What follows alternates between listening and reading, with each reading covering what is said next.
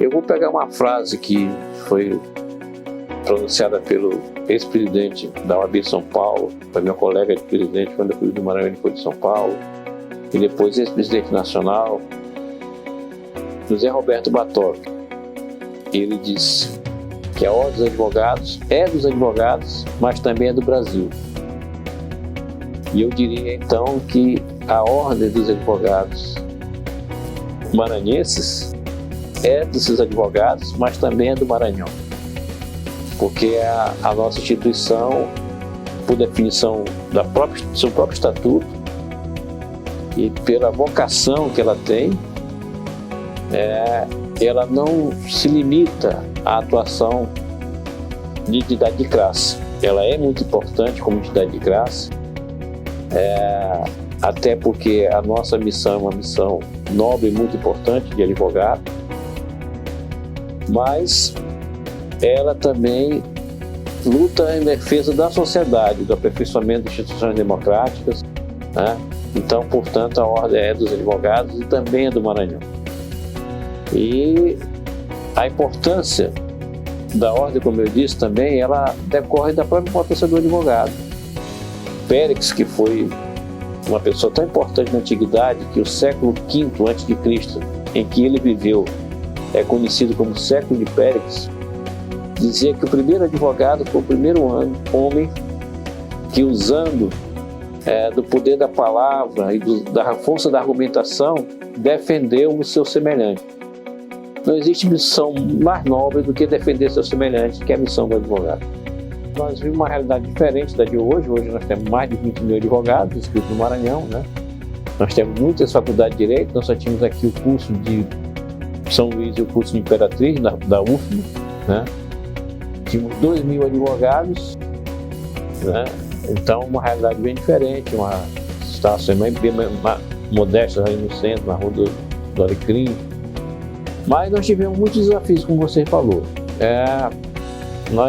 Eu queria destacar alguns pontos relevantes, né? Tivemos a questão do impeachment do presidente Collor, que foi uma coisa que a OAB do Maranhão participou ativamente junto com a OAB Nacional, né? Porque o presidente Collor, ele começou a sua gestão afrontando a Constituição que ele jurou cumprir. Ele confiscou os valores acima de 50 mil, que era a moeda da época, eu não sei exatamente qual era a moeda, né? E isso realmente teve um impacto muito grande na sociedade e depois aqueles escândalos, né? Então a OAB teve uma atuação muito decisiva. Naquele momento a OAB do Maranhão estava bem envolvida nisso. Por outro lado, nós tivemos aqui alguns episódios muito importantes, como por exemplo uma invasão da Polícia Federal numa aldeia indígena, né? Eles chegaram realmente a pretexto procurar maconha, coisa parecida. Eles chegaram assim de uma maneira muito assintosa, foram muito arrogantes lá, só estavam, os homens estavam para a roça, só estavam lá as mulheres e as crianças e os idosos. Eles atiraram em 2 cachorros, porque estavam latindo para eles, e foi assim uma situação. E aí chegaram alguém, né, alguma pessoa escapou para a roça, né, e avisou os homens chegaram por trás e prenderam os policiais federais. Tomaram as armas e os policiais federais ficaram então presos lá pelos índios, e foi uma negociação para conseguir resolver essa situação, assegurando a dignidade de todos, né? Estivemos lá pessoalmente, eu com o Dr. Josemar Pinheiro, que era o presidente da Comissão de Direitos Humanos. Tivemos juntamente com o Dr. Nicolau Dino, que era o procurador da República aqui no Maranhão, com o Dr. Wagner Gonçalves, que era subprocurador-geral da República, com a missão de defender a causa indígena, o ministro da Justiça, Maurício Correia, e nós fizemos, a OAB foi parte importante na negociação que se fez para liberar, inclusive, a estrada. Os índios estavam boicotando a estrada, não estavam passando, as pessoas não estavam passando, e foi realmente um episódio muito interessante. Um episódio triste, mas que foi decisiva a atuação do OAB, foi já no governo do João Alberto, governador do estado do Maranhão. Nós tivemos com ele, foi acabar com uma solitária que havia aqui em Pedrinhas, que era um calabouço, era um subterrâneo, né? E as condições eram subhumanas, a própria Declaração Universal de Direitos Humanos assegura que não haverá tratamento cruel, degradante, né, aos prisioneiros. E aqueles prisioneiros que eram levados para ser solitários estava acontecendo isso, né? Então a OAB foi decisiva no sentido de resolver isso, né, naquele momento. Nós defendemos muito a prerrogativa dos advogados, porque os advogados, na realidade, quando eles são respeitados, eles fazem com que o cidadão que eles defendem sejam respeitados, né? Nós fomos, para vocês,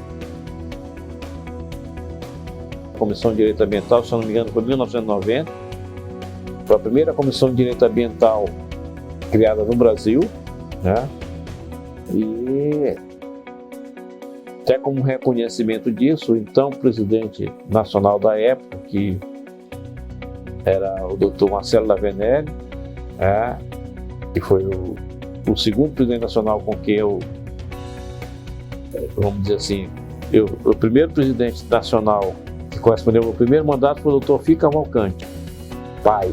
Depois o filho dele também foi, o filho também foi presidente nacional. Aí segundo foi o Dr. Marcelo Lavenelli Machado, e o terceiro foi José Roberto Batoque, que quando inicialmente era presidente da OAB São Paulo, depois foi presidente nacional.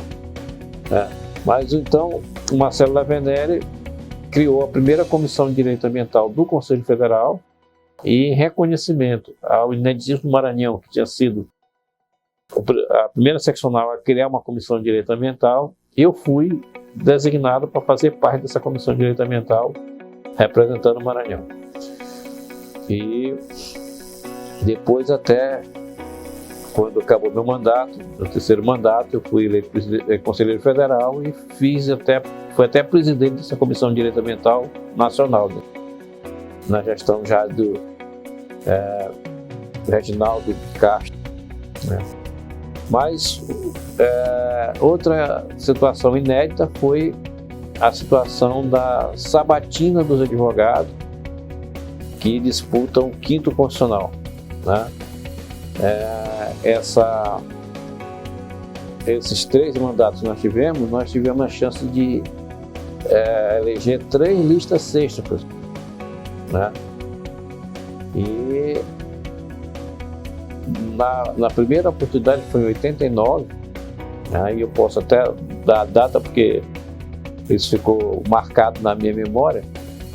No dia 4 de abril de 1989, por sugestão do conselheiro Josemar Pinheiro, que era do Conselho e presidente da Comissão de Direitos Humanos, ele sugeriu que nós fizéssemos algo parecido com as sabatinas que os ministros supremos são chamados a participar no Senado, né? E aí ele deu essa ideia e eu elaborei então um projeto e apresentei no dia 4 de abril de 89, apresentei ao Conselho, uma reunião do Conselho, e o Conselho aprovou, né? Então nós tivemos pela primeira vez a sabatina dos candidatos ao 5º constitucional pela OAB. E por uma coincidência, no dia 5 de abril de 89, São Paulo, sem saber que nós tínhamos aprovado a sabatina, na OAB de São Paulo eles também aprovaram uma sabatina, né? Então hoje faz parte do procedimento, né? O procedimento de criação, todas as escolhas de membros de tribunais pela OAB, né? Existe essa sabatina, que foi, portanto, uma coisa inédita colocada aqui pelo Maranhão, né? E uma luta muito importante de estatização dos cartórios judiciais, né? Que eram privados no Maranhão, havia serventias mistas, né? E nós fizemos, inclusive, uma emenda constitucional popular à Constituição Estadual, à Assembleia Constituinte Estadual, que votou a Constituição do Estado de 1989, né?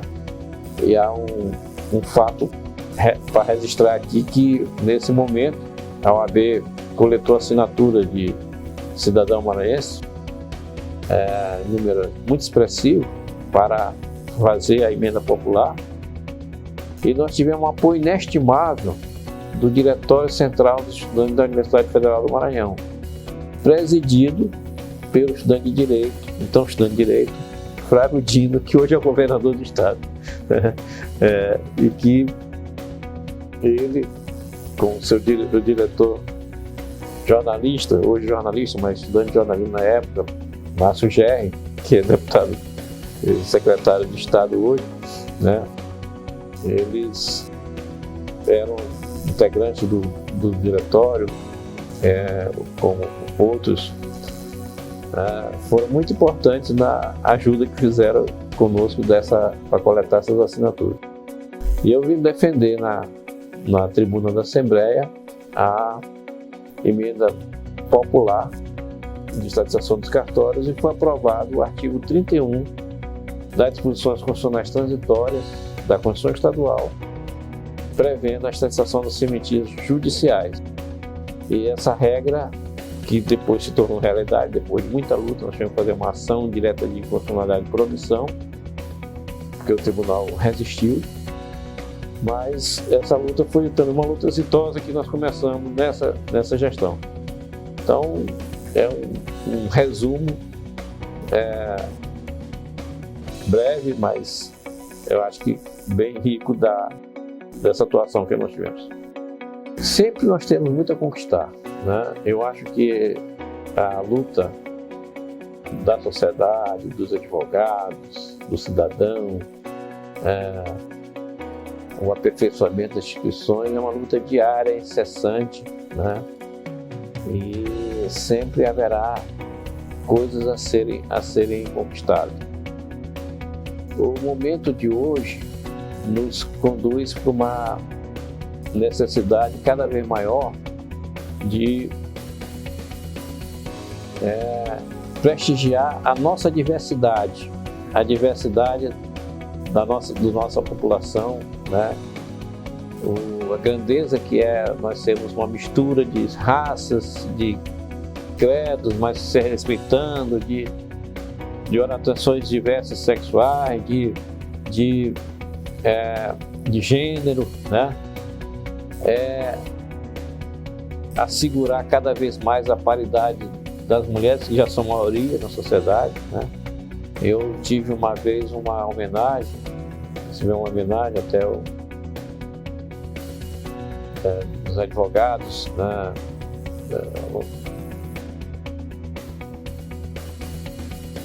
Eu fui no Maranhão, fui homenageado naquele momento, né? Já não era mais o presidente da OAB, já há algum tempo.